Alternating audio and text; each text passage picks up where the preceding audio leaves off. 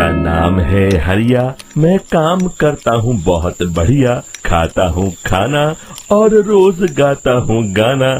अरे यार, आज तो बहुत देर हो गई। इस खतरनाक जंगल को देखकर तो मेरे हाथ पैर ठंडे हो गए हैं। अगर मैं वक्त पर गांव नहीं पहुंचा तो मालिक बहुत नाराज हो जाएंगे। तभी हरिया को एक आवाज सुनाई देती है। सुनिए हरु जी। अरे, ये आवाज किसने दी? तभी हरिया को सामने कुछ दूर एक औरत खड़ी दिखाई देती है। अरे भाई, ये औरत अकेली इतनी रात को इस जंगल में क्या कर रही है? चलकर पूछना पड़ेगा। फिर हरिया अपनी बैलगाड़ी उस औरत के सामने लाकर रोक देता है और उससे पूछता है।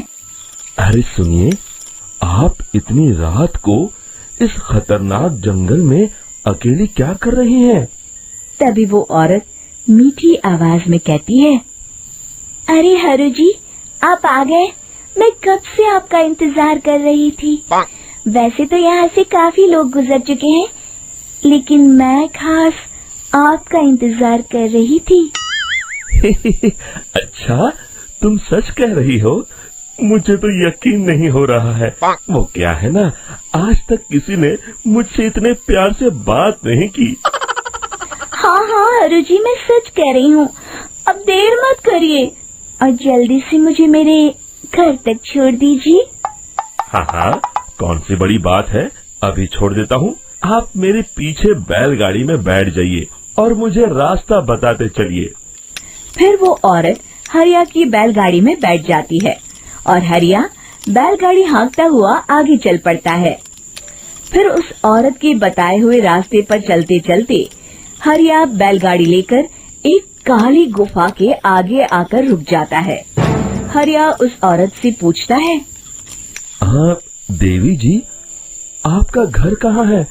यहाँ तो एक गुफा के अलावा और कुछ नहीं है। तभी अचानक वो औरत हवा में उड़ने लगती है।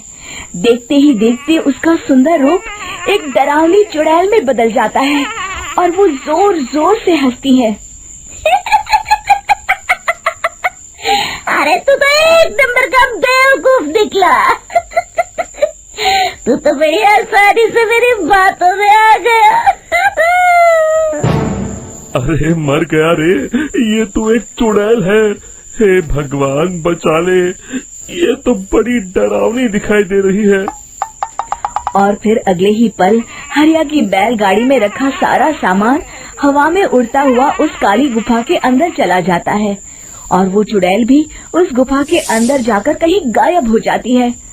हरिया ये नजारा देख बुरी तरह घबरा और परेशान हो जाता है। अरे, ये चुड़ैल तो मेरा सारा सामान लेकर गुफा में गायब हो गई। अब क्या होगा? अगर मैं गांव खाली हाथ गया तो मालिक मेरी अच्छी खबर लेंगे। मेरी इस बात का कोई यकीन भी नहीं करेगा। फिर आखिर वही हुआ। हरिया के मालिक चंपक सेठ को हरिया की किसी भी बात पर रत्ती भर भी यकीन नहीं हुआ। चंपक सेठ को लगा हरिया झूठ बोल रहा है और उसने ही लालच में आकर सारा सामान हड़प कर लिया है। फिर हरिया को बेईमान समझकर चंपक सेठ उसे काम से निकाल देता है। अगले दिन अपनी दुकान में परेशान बैठा चंपक सेठ गुस्से में बड़बड़ाता है। अरे, दुकान में तो सामान बिल्कुल भी नहीं है। अब मुझे ही शहर जाकर सामान लाना होगा। फिर वो अपनी बैलगाड़ी लेकर शहर चला जाता है।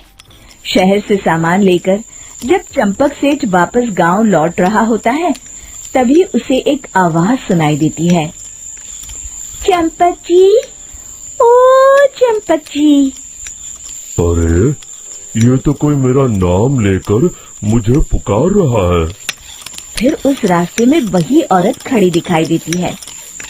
फिर क्या था, हरिया की तरह चंपक सेठ भी उस औरत के पास अपनी बैलगाड़ी लेकर जाता है और वो भी उसकी चिकनी चुपड़ी बातों के मुंह जाल में फंस जाता है।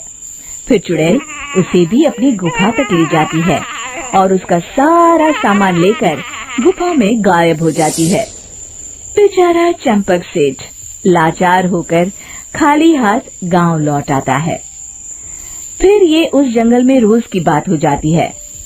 जो कोई भी शहर से कुछ लेकर गांव की तरफ लौटता, वो चुड़ैल उसे बेवकूफ बनाकर उसका सारा सामान लेकर गुफा में गायब हो जाती।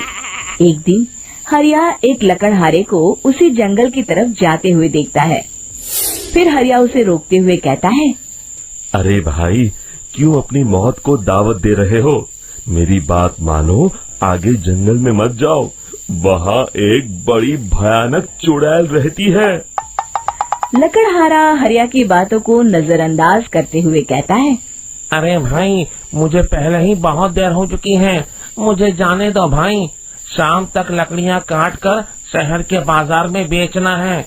तुम अपनी ये कहानी किसी फुर्सत में बैठे इंसान को सुनाओ, अब मैं तो चला। इतना कहकर लकड़हारा वहाँ से आगे जंगल की तरफ चला जाता है। फिर अगले दिन गांव के मुखिया के घर के बाहर बहुत सारे लोग जमा हो जाते हैं। तभी हाथ में कुल्हाड़ी लिए खड़ा लकड़हारा कहता है, अरे मुखिया जी, अब आप ही हमें बचाइए उस जंगल वाली चुड़ैल से। हमारा सारा काम तो शहर से ही होता है।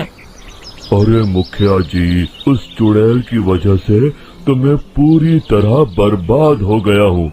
हम सबको मिलकर उस चुड़ैल का कोई इलाज करना पड़ेगा। तभी भीड़ में खड़ा बीरा कहता है, आप लोग चिंता मत करिए, कल से वो चुड़ैल किसी को नहीं लूट पाएगी। मेरे पास एक बहुत अच्छी तरकीब है। तभी चंपक सेठ उसका मजाक उड़ाते हुए कहता है, अरे तेरा नाम बीरा है तो क्या हुआ? तूने अभी उस चुड़ैल को देखा नहीं है? जाकर अपना काम कर, बड़ा आया।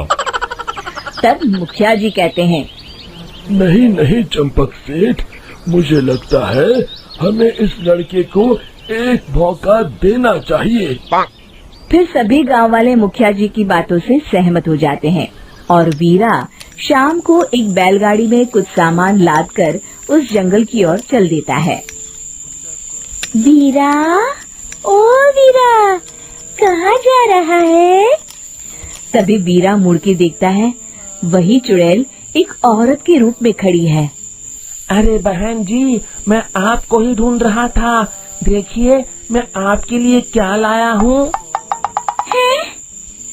अरे वाह, तो खुद मेरे लिए इतना सामान लाया है। तू ही अकेला गांव में समझदार है। जरा देखो, मैं भी खोल के, बड़े भूख लगी है।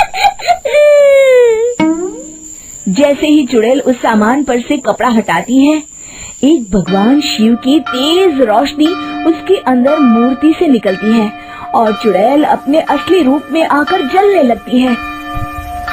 अरे मैं जल रही हूँ, बचाओ! बचाओ! ओम नमः शिवाय, मर गई मैं! देखते ही देखते वो चुड़ैल राख के साथ उड़ जाती है और सभी गांव वाले भी वहां जाते हैं। शिक्षा बुराई पे सदा अच्छाई की ही जीत होती है।